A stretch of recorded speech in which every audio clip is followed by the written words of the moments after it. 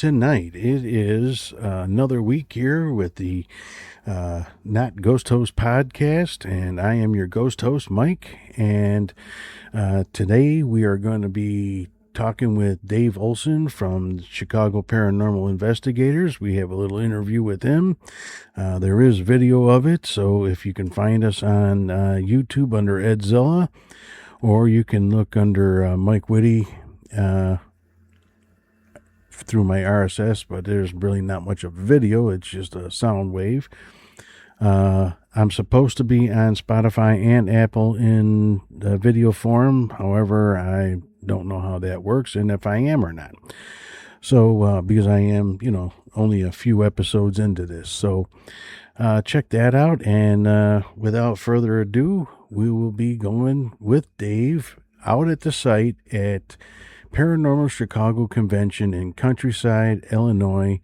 And we have an outside display with Misty and all of our equipment that we use. We got it all laid out on tables so people can come by and see. They can take a walk through Misty. And I will be showing you all that in our video, and probably just explaining it for the people that are unable to watch the video. So with further ado, I am going to go to Dave with an interview. So, all right, we're back. I am with Dave Olson from C.P.I. He is the founder and boss man, and he is the one that accepted me into the group. Thank you, Dave, very much. I'm very lucky to have you. Yeah. Thank you. And Dave, if I don't come up with something that you want to say, go ahead and just throw it out there. But right now, I want to know what got you started into the paranormal. Okay. Before I start, the glare of the sun, I'm going to have to put the shades on. I'm sorry. Ahead, I'm getting blinded by the light. Wow, that's old. Was it Man for Man? But anyway, yeah, what got me started is I believe, and other people believe, I'm a little bit sensitive. I'm not a medium, but I was born with some type of ability, and I had it as a kid. Would seem to open my eyes to this. As a child, I would hear disembodied voices, and I remember at times I would wake my mom up and say, "Mom, I hear these voices, and I don't know what they're trying to say." And as I got older, I still had these experiences, and as a young adult, I would still hear the voices, and then I started feeling like energy charges, like I could feel when something's around, it seems like. So that kept my mind open, but as I became a police officer, I started at 21, I started getting skeptical. I knew there was something out there, but, being the police, you become skeptical. But I was having these experiences, and I still at times would hear these disembodied voices. And then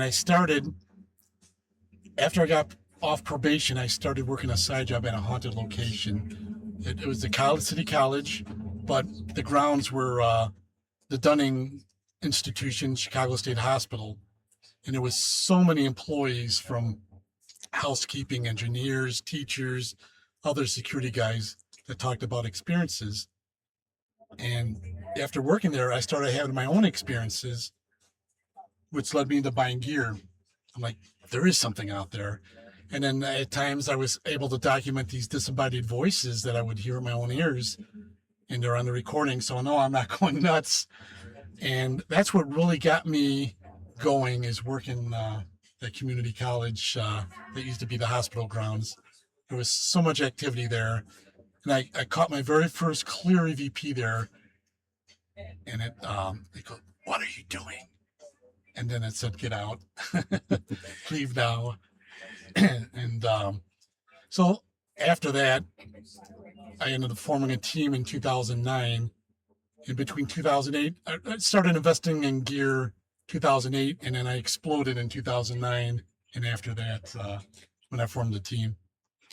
Now, would you say that being a policeman has helped or hindered your belief in the supernatural?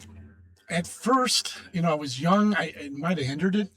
I was trying to, and you need to be skeptical, and you need to come up with natural explanations for things. And but I was still having them. I was, even at work sometimes, if it was an abandoned hospital someone broke into or trespassing or a building, I would have these unexplained feelings and stuff. I just couldn't explain, and realized as I got older and started my own team and investigating, these feelings I was having or being able to hear now I could use as tools for investigating. But yeah, at first as the police, I think it made me more skeptical. But then I had to face the truth. I'm having these experiences, and there's something out there. Now, when you started this team, what was it that you were looking for in your investigators? People I can trust. At first it was other police officers or people in the trust field. I could, if they feel or see something, I could trust them. But some of them were policemen, some of them were detectives and bosses, sergeants, lieutenants.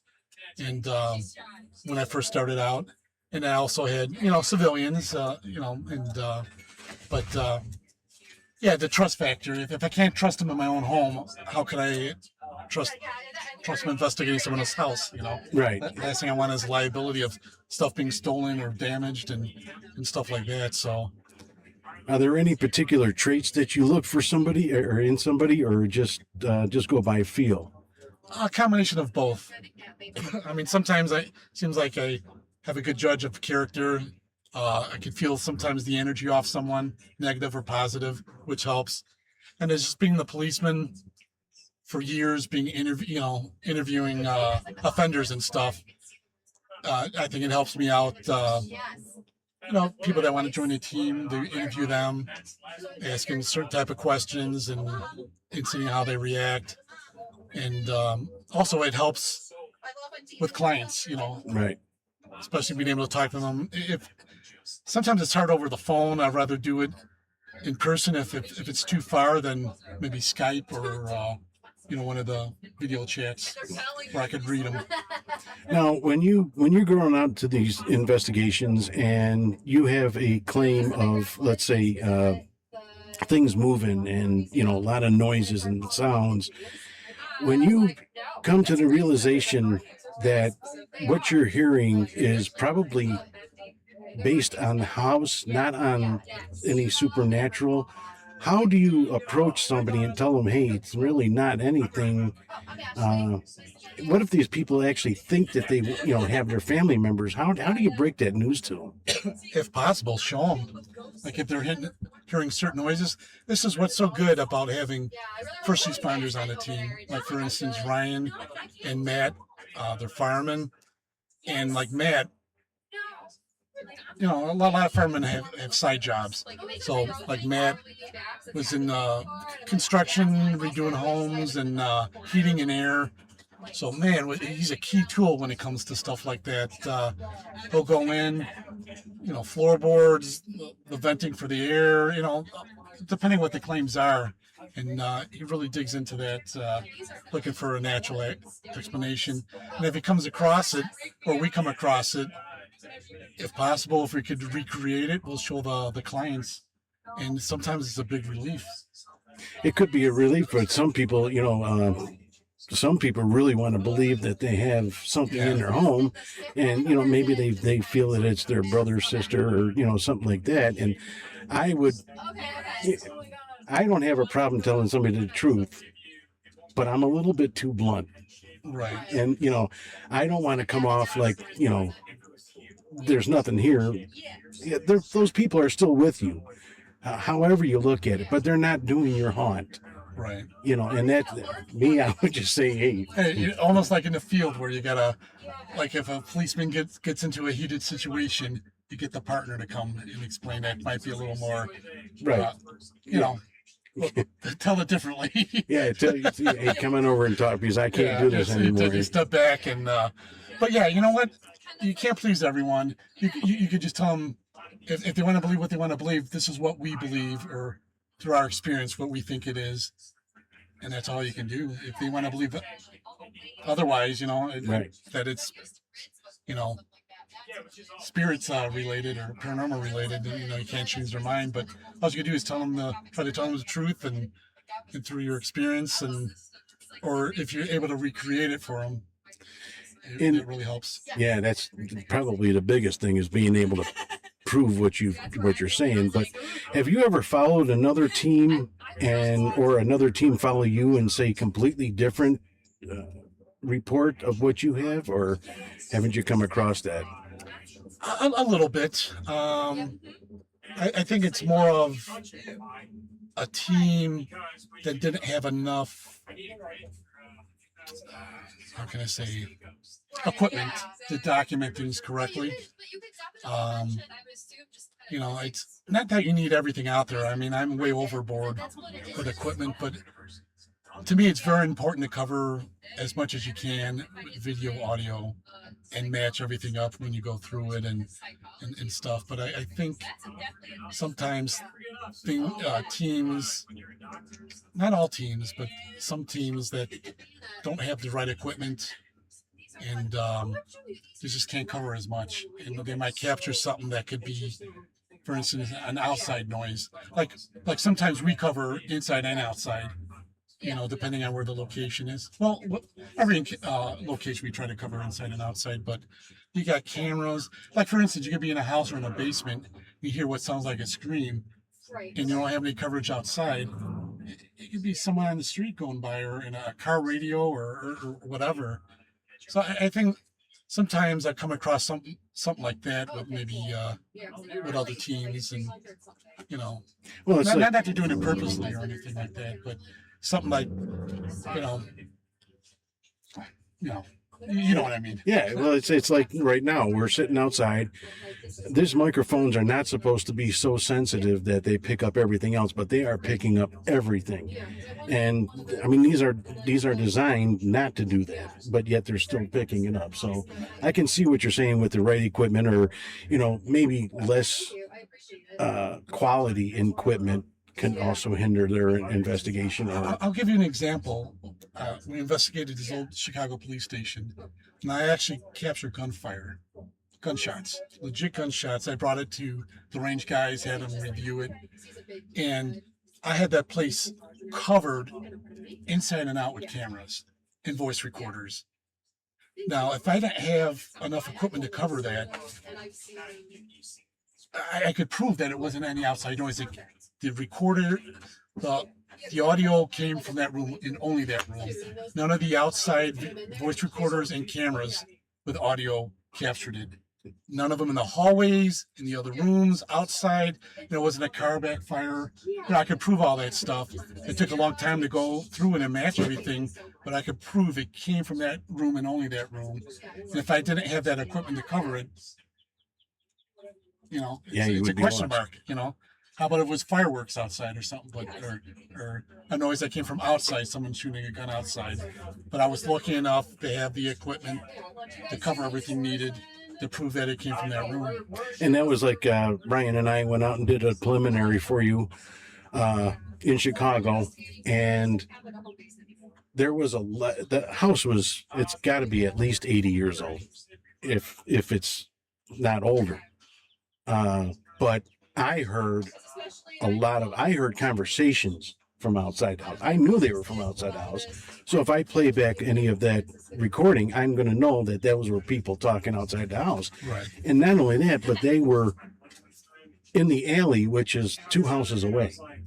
And I still heard them talking. Plus, we had, a machine in the background I heard, from doing the streets they were working on. Right. But to the untrained ear, and I mean, some of these teams they're not trained in anything. Right. Fortunately, you and I, Ryan, and the other first responders on here, we're trained to look for things. We're trained to see things. As a fireman, they have to see where they're going. They have to see what they're walking into. For us, we got to look around and see, who's going to come at us, or, is even walking into a building, from experience you don't know what some of these buildings are, how they're constructed. Right. Are you going to go through a floor or, whatever. Right. So we're trained observers, and that's in our title somewhere. but some of these teams, they go out there, and a lot of the times, none of them are trained in anything. A lot of office workers, or people that are interested and want to do it. Right. And it's not bad mouthing it at all, but sometimes you need that experience, like you're talking about. I mean, Right. especially if you're making a team and you're going to someone's home, it could be vulnerable. They Right. really believe, or they really need the help, or they need answers. And sometimes you need that experience, I believe. And it's, I think sometimes before some of these teams are formed, they should maybe work with other teams or get the experience before forming their own team. And it's just me. I don't want to go out there and give a business owner, homeowner, or landowner purposely or wrong information, Right. and make them think it's one thing and it's another. But sometimes it takes a little bit, and I know stuff's expensive, but do the best you can on getting stuff to cover the areas that need to be covered. And then, you just need the experience. You need to know the equipment, what to look for misreads, and I'm so used to, for all the years going through audio, I just know with my own ears already, what is and what is, an EVP. Right. That's just through experience. I mean, many years. Yeah, and you have to sit through hours of that. I still struggle. And I've been doing this since 92, listening to recording, because that's all I ever had. But, and you've seen, I still use cassette tapes, because cassette tapes, to me, they're magnetic. And what is energy? It's magnetic energy. There's electric energy. So I think that those are going to pick up just as good as the digital today.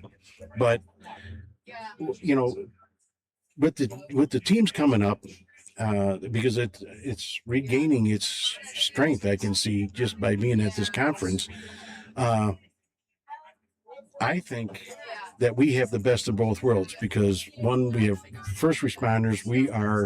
I was in construction for 20 some years. That's key also. So that was, and not only that, but I am a home inspector and a city building inspector. Excuse me. So it's just, I have a little bit of a life experience. Some of these teams, I hope that they're doing it. Hire somebody, or not hire, but take on a team member that has that knowledge. But where do you see this team going on in the future? Well, I'd like to keep the team small, like we have half a dozen investigators, maybe some part-timers, which we have, to fill in when we're shorthanded. And I like to keep it professional, in which I think we all are. I love how we take sometimes the first responder angle into it, from the start to the finish. I just like the team to grow and push on, and maybe one day we'll get lucky and have someone pay for our travel. But you know what? From the very beginning, I know when you first start, you want to get the home run piece, and everything's about evidence. But I don't know if it's the first responders in us, but what's more important to me now? I mean, of course, getting evidence is cool and this and that, but on some of the investigations we had that are been very touching, very heartbreaking, with homicides and stuff like that, and missings and whatever else, tragedy.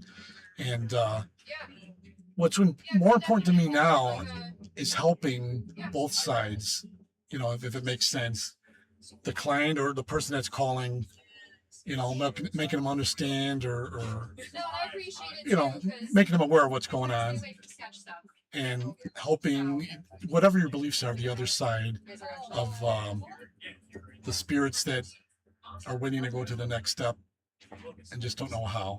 Because we get a lot of help me's. Right. Every investigation, it always seems like one or two help me's coming through. And, and then, I always keep an open mind. I'm not here to preach, but dealing with a lot of the mediums we dealt with in some of these cases, especially the homicide or tragedy cases, that some of these spirits seem to need to be guided to whatever the next step is. You know, like I said, I'm not here to preach. If it's the light, heaven, you know, whatever. But they need to move on from, you know, no longer be earthbound. They need help moving on to the next step, if that makes sense. Oh, it makes complete sense. And that leads me to my next question of the mediums that you use. Do you think that they're on the level, all of them, or do you, how do you look at them? Well, at the very beginning, you know, I keep an open mind, but I didn't know what I believed when I first started. But I was skeptical, but I'm always open to trying something at least once. And the two main mediums I deal with, they came without having any knowledge of the locations. Like some of it was remote viewing. I didn't even know until I got there. And she's saying, yeah, the room with the blue walls and, you know, this type of bed and dresser. I get there, I'm like, holy crap. How the hell does she know this? She'd never been there before. I never been here before until now, you know, and so what is that? I mean, that's something.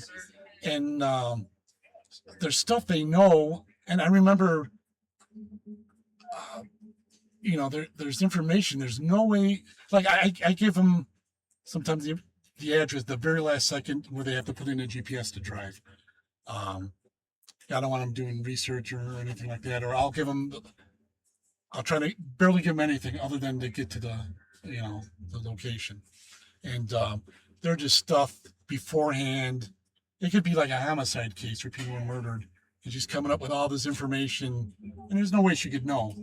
So I mean, yeah, you got to watch out. There's different type of mediums and people with the ability with different type of senses, but the ones I deal with seems to have all of them, from remote viewing, seeing, hearing, feeling, and you name it. And they got to have some type of gift because, like I said, there's stuff they came up with.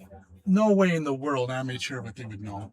Even some of the landowners pulled me aside. How the hell does she know this? You know, their mouth is to the ground. You know, how the hell does she know this?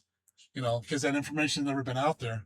And yeah, you know, it's funny that you mentioned that because you've met my daughter and you know that, you know, she has an ability. And I was skeptical when she told me that, you know, she can hear, see, and feel the spirits. But she's proved herself multiple times just in my life alone. And I was amazed by it. So, you know, in my feelings, there must be people that can do this. I mean, my daughter gains nothing from doing this. She gains nothing. In fact, she doesn't even like the fact that she has it, because to her, she doesn't know how to turn it off yet. See, that's what I'm scared of. I'm scared. Whatever abilities I have, I'm afraid to enhance it and can't control it. I want to because I want to use it for good and to help people or in help situations. But to be honest, I'm a little scared because I don't want it bombarding my house, my daughter, my wife. And so I one of these days, I think I will. I got to have the time and willing to learn correctly how to control things. Yeah, and I was trying to guide my daughter into seeing there's a psychic, or not a psychic, but I want to say a medium in Texas that teaches other mediums how to control, because she had to learn. But now that she's learned, she's sharing that information. So, you know, it's a lady named Sarah. I can't think of her last name, but, you know, she's down in Texas, in Austin, Texas, and she gives lessons over the line. But, you know, that would be something I think, you know, if you ever did want to follow through with your, you know, because I've seen it in action with you. And that's what's great about it is I get to see this firsthand. I'm not getting it from, well, Joe Blowover. Oh, yeah, he saw this or felt this. No, I look at you. I can see you. I can see it in your arms. I can see, you know. I still get floored by it. I still can't. I know it's happening and it's true, but, you know, in my mind, I still can't get over it. I'm like, oh, you know, I'm just amazed each time. Right. And like when you got grabbed in Indiana, you know, I didn't see you get grabbed. But for when you came out and did you see that? You know, you felt something. Oh my God, yeah. I tell you, I don't know if it was good or bad. It might have been saving me from going further down that pit that I shouldn't be going down. And it was But dangerous. it was a clamp. It was almost like a C clamp. Grabbed my shoulders right here, and I went like, it stopped me like I hit a wall. Right. And I'm like, what the F? I'm thinking, I get stuck in a hook or a nail. I mean, but I could feel it clamping with force, gripping me. I forget which side it was. It was here. It was here, yeah. But then later I got that, walked out of there, got the scratch. Yeah. And that's what I'm talking about. So if you do develop it, Yeah. we'll take you along on some investigations. So, all right, we're coming to an end, but I do want to find out, what was your most memorable investigation? Oh, man. I tell you, I mean, there's some scary ones that I come across, but they weren't really investigations. I don't know if I'll get into that, but that opened my eyes to evil. Demonic sounding stuff coming through the phones and all kind of stuff that scared the bejesus out of me. And that's why I started getting items blessed, and I had to learn to protect myself. And, it's cleansing and blessed items. But that'll be for another time if you want to do that, because it's kind of a long story. But holy Jesus, it's like watching a freaking demonic movie with, like The Exorcist, type of voice.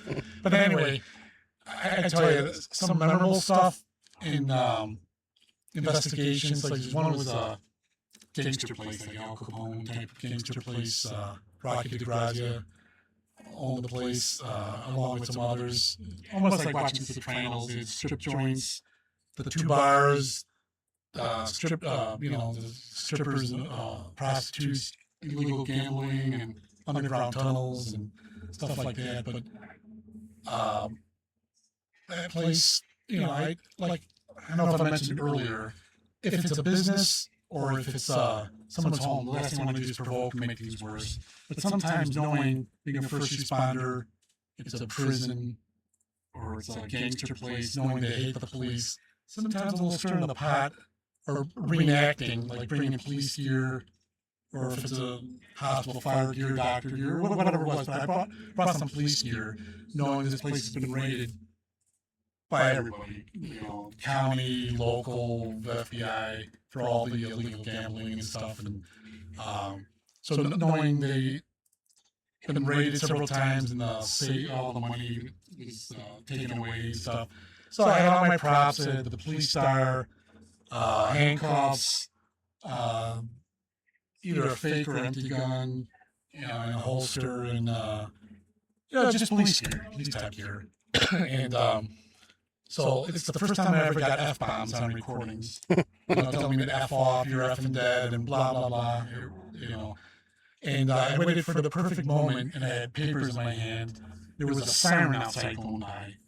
And I don't know if it was a police or fire truck or whatever it was, but I said, Rocky, and I pulled out my police star hand, and got the cuffs, and I said, search warrant. I hit the papers. I threw it down. I said, Rocky, we're going to find your money. We're going to take it. And then it stirred up. It started, I said, you're effing dead. You got to be effing kidding me. We're effed. And I don't want to swear. I don't know if I'm allowed to swear. Do what you got to do. And then we also got recordings. Some of it could be residual. That location, we got ladies of the night, the strippers and the prostitutes. Like, suck your blank, up and down, that's all I do. And then you get voices recorded, do it, want some. So that could be residual. Yeah. There's a difference between residual energy and intelligent energy out there that know you're there, and some of it's just like the gunshots. It's just looping over and over again. It's not intelligent. No, but that's still gunshots. I mean, how are gunshots, I found out later through research, I didn't know it, but some old timers that used to work that station, in that location we were at, I had no knowledge, was a gun range. Okay, yeah. A small little gun range back when it first opened. Well, I think a lot of stations back in the day had their own, because you had to qualify. Yeah. And you go, and nowadays you would go to where to qualify, downtown somewhere? Or, they got different ranges to go to throughout the city, or depending on if it's shotgun or if it's an AR or something, there's other locations you gotta go to. But yeah, some of the old police stations, they have maybe a 1-2 lane. Yeah, just for qualifying person, or doing it because always was in Chicago band, and all right, I'm going to shoot. Thank you for putting that out there. But yeah, my father-in-law, he worked in Deuce, and I think he was telling me Inglewood used to have their range there or something. I don't know, but it's being in Chicago. You guys have plenty of places, or we have plenty of places that we can investigate. But I'm looking forward to that, and I appreciate you taking me on. And Thank you. And I'm glad you're doing this here podcast for me, and look forward to working with you, Dave. Same here. All right. All right. Thanks, everybody. Peace out. All right. So I'm Mike, and I am doing the live at Paranormal Chicago Conference in, Countryside, Illinois. And we are at the C.P.I booth, and we are doing a little show off of what we have as far as equipment, and we're also showing Misty. So here we got what one of our vests look like that we take out on an investigation, full of all the good toys.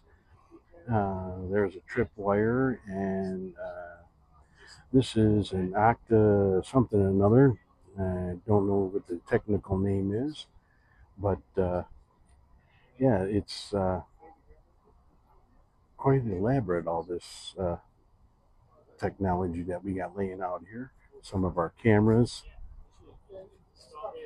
and here's all of our uh, important equipment. We got a tripwire sitting up here, and it's uh, all our EMF meters and EMF pumps. We've got tri-field meters. We got the obvious voice recorders, and we've got all of the laser beams, and every camera he's got is out here. Well, no, not every, but a good portion of them. And we have the SLS camera. We got all our sages, and make sure we're safe when we get done with the investigations. Over here, this is we got Misty. Now, Misty is our command vehicle. It is a retired ambulance, and we figured, hey, with the name C.P.I. Chicago Paranormals, yeah, we definitely need to have a ambulance. And considering the fact that a good portion of us are first responders, it's fitting. We feel comfortable in it. All right, and if you go up inside here, you can definitely see where our computers are, and all DVR equipment. And right now there is video of the church that we did in Norridge, Illinois, and it's playing through the DVR. And we have more over here. This is there's actually a video of the camera of the command vehicle, and that is how people can watch us. And this is a pretty nice setup. There's the camera up there showing what's going on, and we have all our equipment gets stored up in here and underneath the seat. There's the computer, pretty heavy duty equipment there. And if I take you back outside, you will see that, there's the other camera. Don't want to miss anything. And you can see inside the cab, yeah, we still have all the radio equipment and sirens and lights.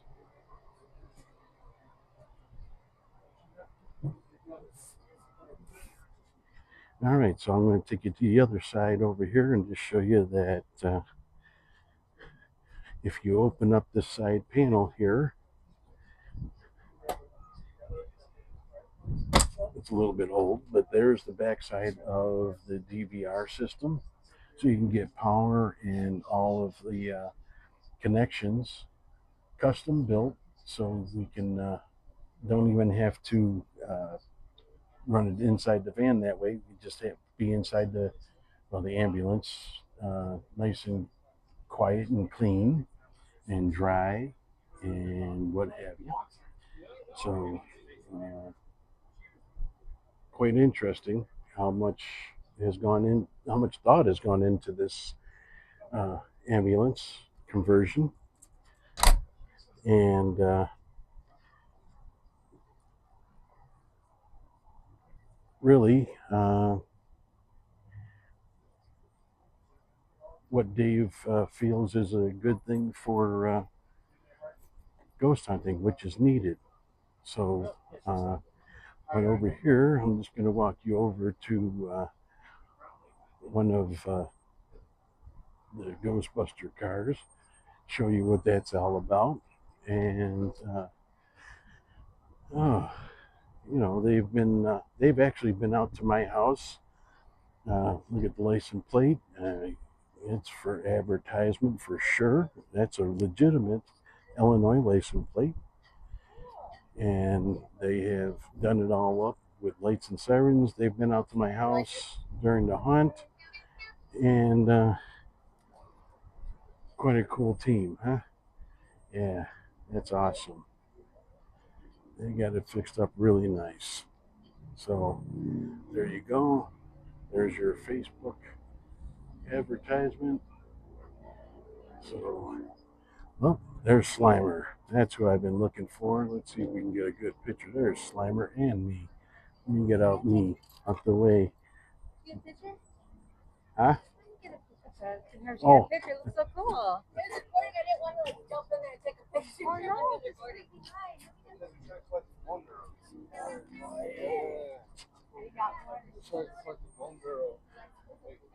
All right, now I'm going to take you inside and give you a little idea of what the convention looks like.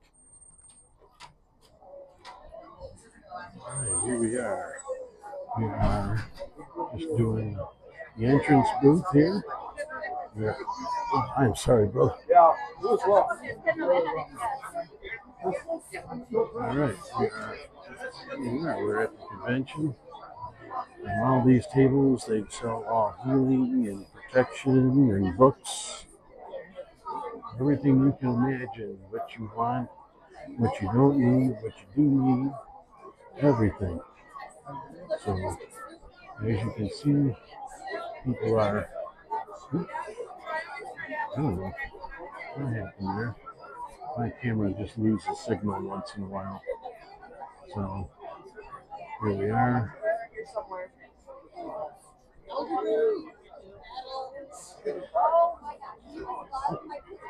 There, my camera's doing what it wants. There's Dale Keswick. Man, see what happens? All right, there's Dale and his group. All right, we're going to try this again.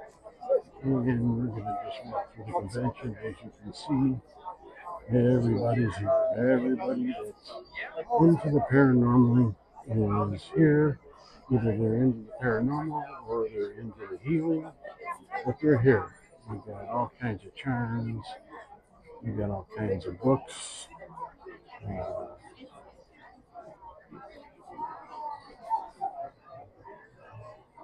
Candy places. Ooh, all right. Crystal shops. Tarot reading.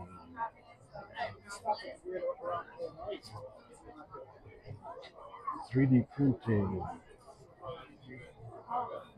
All kinds. I'm still learning my nerdism on that. Even socks.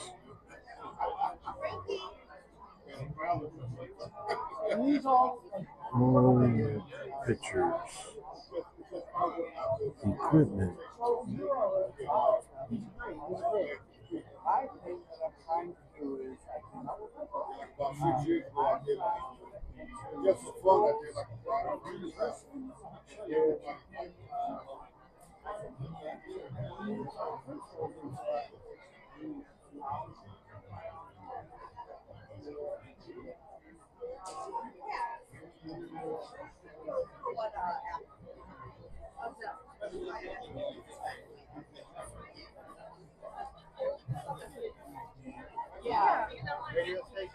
Huh? Podcast. And not, huh? No, I'm at C.P.I. The ambulance, Chicago, yeah.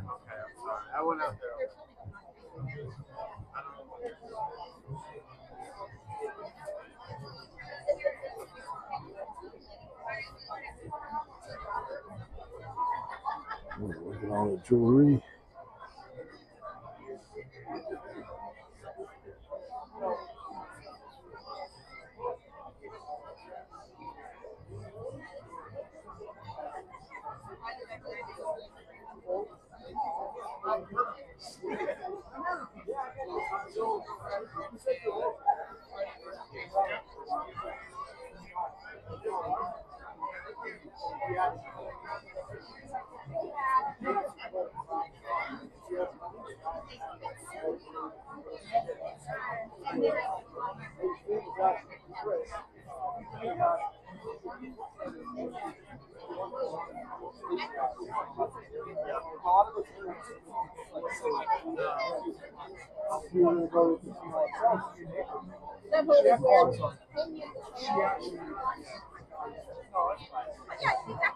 Just one in the way.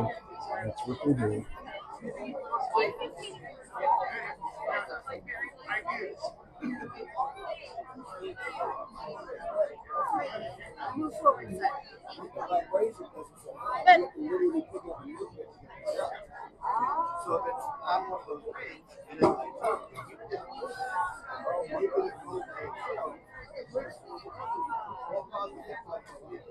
All right, once again, there's Dale Cosmere.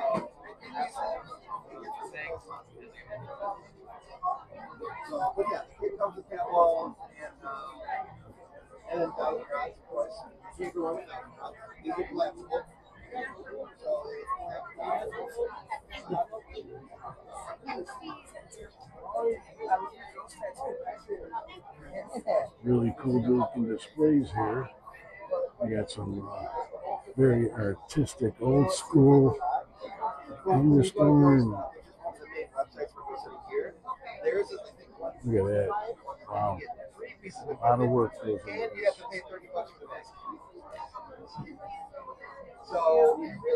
All right. This is cool. I gotta come back. Definitely gotta come back. See a bunch of candles. All right, how are you? All the protection candles. These are infused with all protections, spices, and herbs, and crystals.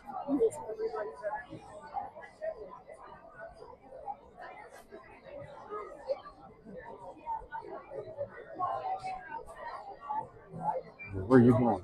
Come back here.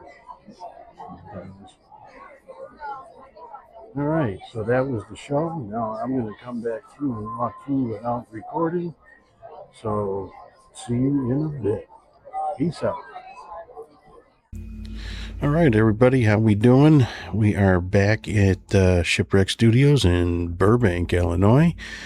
We just left the show Chicago Paranormal in Countryside. Very good show. A lot of attendees and quite a few nice vendors out there. I was looking at a lot of their products.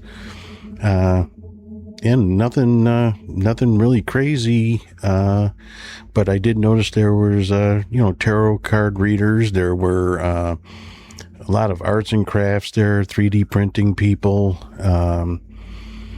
And of course, they do all the 3D printing of the paranormal stuff and ghosties and what have you. There was seminars going on up on the stage. there was a lot of ghost hunting teams out there, which was nice to see different teams and what they do different than other than what we do. We had a nice interview with Dave Olson from C.P.I, my boss man, and you got to give me a little bit of leeway here. It was my first time in the field, so please bear with me. Kind of new to these podcasting and trying to video edit. And I know a lot of this goes out on audio only, but I'm on YouTube and Edzilla. And if you look up Edzilla, you can see this video. If you have Spotify, you can see the video. And soon to come, Apple Podcast will be doing my videos. Don't know exactly when on that, but it's coming up soon. Anyway, back to what I was talking about. Yeah, the show was very nice. We were able to show off Misty, our command vehicle, which is quite set up nicely. It has all the recording equipment. It has its own cameras in case something happens inside the van. You never know, what can happen anywhere. There's ghosts everywhere, and, why not catch it when you can? There was the Ghostbuster crews out there. They had their cruiser. Two of them were definitely out there. I gotta laugh every time I see the Ghostbuster Mini. That's a good one to see. And the other one is a Ford POS, what I used to drive around at work. And it's done up really nice, and you get a little glimpse of that one. The Mini I didn't get to go near or past because I didn't see it. It was somewhere else in the parking lot, but it was there. And there was another Ghostbuster. He wasn't associated with those guys, but he knows them, and he also did a Mini, which I didn't see because I actually don't think he brought it, but he was wearing his costume from the first commercial in the very first Ghostbusters, where they were advertising themselves for the first time. So it's a little bit different than what their costume is throughout the rest of the movie. But anyway, we had a lot of interesting people come over by our booth. A lot of interested, I should say, not interesting. I mean, they were interesting, but they were interested in ghost hunting and what we did and how we did it. And I was able to show off the equipment that I handmade, and somebody actually went ahead and went home and mimicked it because they found out that they were able to make it themselves. Really nice. That's to me, that's a big, huge, that's props for me, that I was able to inspire somebody to, don't worry about buying all the big equipment. Look at what somebody else can do or what somebody else has done and mimic it. There's nothing wrong with that. Like I've mentioned several times, that I own and run a haunted yard, and a lot of our ideas are unique, but we got a lot of ideas from other places. And if it wasn't for the community sharing and allowing to share their knowledge, the haunt industry would be nowhere. And I mean that in every respect of haunt.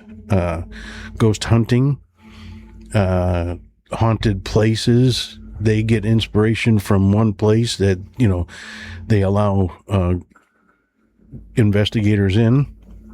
they take the lead and go, well, we can do that here too. They make a little bit of money. The investigators have a little bit of fun outside of doing the home investigations or a business investigation all the time. They get to go to some place that is truly believed to be haunted. So, and that show was a great networking portal and very important. In fact, I ran into an officer that I did not work directly with, but I've seen him at work, and, we were two ships passing in the night, not knowing each other really. I work for the Cook County Sheriff's Department, and it's a huge department. We had 3,500 officers just in the corrections side. That's not including the courts, and that's not including the sheriff's police. We're at the time when I was on the job, I am now retired, but when I was on the job, I think we were somewhere around 9,000 strong. That's no small number. It's not quite as big as Chicago, but we were comparable. I mean, we would be able to stand toe to toe with them, heel to heel, whatever they needed, we were able to help out, officer for officer almost. Not that ever came to that, but if it did, we were able to stand with blue and match them officer for officer, which is, something to be said for. Anyway, I am going to be editing this. Please, again, don't slam me too hard on the editing. It's my first time doing video editing. I have been working on it for quite some time already, and for my first time, I think it looks good. It is a little jumpy. I also did have a few, quirks while I was doing the interview with Dave Olson. For some reason, and I didn't touch it, my audio just went different. I have no idea why. It sounds like we're in an echo, and the soundboard that I have, or the mixer that I have, doesn't have that option in it. So you tell me, maybe that was something, supernatural right there. You can understand it, but it does sound a little freaky, so please forgive me for that. I don't know. I never tried to correct audio, and right now just having a hard time doing video. I'll try messing with the audio at another date sometime, maybe to straighten it out, but I want to get this out because it's kind of important to get these interviews out, close to when we've done the job, and I don't want to be holding back this exciting time. This was actually it was my first convention as far as paranormal goes. It was fun. We had a good time. It was a little bit tough setting everything up and then taking it down at the end of the day, but at investigations you do the same thing, and this wasn't as bad because everything was just laying out on tables.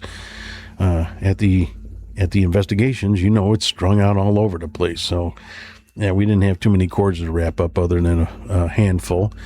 I got to interview Ryan, I'm going to call him second in command. There's supposedly someone ahead of him, which I have not met yet. I'm really looking forward to it. If he's, I believe he's got something going on with the family, or at home, and really can't make the ghost hunting as much as he would like to. And I don't know if he's, he might not have, but he might have stepped down or stepped to his side for a little bit. I don't know. But I can't wait to meet him. And from what I understand, that he is a very prolific investigator. He's a fireman. He's a boss fireman, and he worked with Ryan, and that's how Ryan got into C.P.I. So, yeah, again, like I said, I'm really excited to meet him. And I was glad to meet all the people I did out at the show. I saw some familiar faces. I saw some new faces. And it was a good time. So, check me out. Check me out. Check it out. Check them out. Check us out. And if you will bear with me, like I said, please, forgive my video editing skills, which are not close to par, but I'm trying, and I hope that you guys will enjoy it. My video near the end, for whatever reason, I have a DJI, it's like a selfie stick type of thing that's supposed to follow me, and it, for whatever reason, again, at this show, it just decided to lose signal. I had it sitting here, for hours doing podcasts and never lost a signal. I go to the show and it's flopping all over the place, so the video is not that great. I did try it one other time and got a little bit better, so please, again, forgive me for that. I cannot control my electronics. Sounds sad. But anyway, look forward to that. I'm hoping to drop it right away. So, this should be going out real soon. And the following podcast, the following week will be part 2, if I can get that edited in time. If not, I'll take a little break and put one of my backlogs in and try that out, but a little break between them. But yeah, there's part 1 and part 2, and that will be interviews with a new investigator, Mikey Suzeki, and Ryan Waddell, which is what I consider, like I said, the second in command at this point. So yeah, please like, share, follow, really share, smash that share button, smash that like button, smash that follow button. Please follow me. It's, kind of important. I'm kind of excited. I'm seeing higher numbers throughout the weeks. That's great. But yeah, please, put me out there, get me, some views. I really appreciate it. Not getting me any money, but I want to make it worth it that I'm doing this, and the more shares and likes I get, the happier I will be. And I know maybe I sound a little boring at times, or I have a monotone voice. There's nothing I can do about that. I try to put a little spring in my step. That's what I'm trying to do today. Little eye contact. And but I always had, unfortunately, this monotone voice, and there's nothing I can do about it. I do try, like I said, to make it a little bit more exciting, and with episodes to come, I hope to do that. Being new, it's a little rough, and I have no one to feed off of. With my other podcast, I've got Ed and Lou to feed off of, and I can communicate back and forth, but I even noticed there I'm a little bit monotone. Human nature. But, if you stick with me, maybe I'll get better, and all I can do is hope for that, correct? Well, that's what I'm hoping, and I hope you enjoy my shows. I hope to bring you some not live. I will be recording future investigations. I have approval from Dave Olson, which is really exciting because I really want you guys to see what a live investigation is like, not these film edited investigations, not YouTube edited.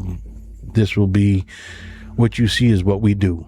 I'm not going to be trying to do all that other editing, just like our other podcast. It's what we do. It is exactly, what we say, how we say it. And that's what I want you to see. Real life. I don't want to see, I don't want you to see something made up, scripted. I don't like scripted things. And when people start writing scripts and they start going off the chain, then it's a little bit rough. So I've been doing this already for 16 minutes and I'm rambling on. So I am going to unramble and I am going to say au revoir, good night, peace, love, and hair grease. I said it right this time. Lou, you'll be proud of me. Look forward to dropping this coming Wednesday, and hopefully you'll like it. But again, please like, share, and subscribe. Like, share, and watch. I don't know. Just keep me in mind, and keep the Not podcast with Ed, Lou, and Mike in mind. Like, share, and follow that. Smash those like buttons, please. I was on YouTube. I'm getting more views, but I don't have any. I've only got a few likes. Please like and share it. I'm begging you. All right. So, from the Not Ghost Host podcast, I'm your ghost host, Mike, and I am going to be signing off. Sayonara.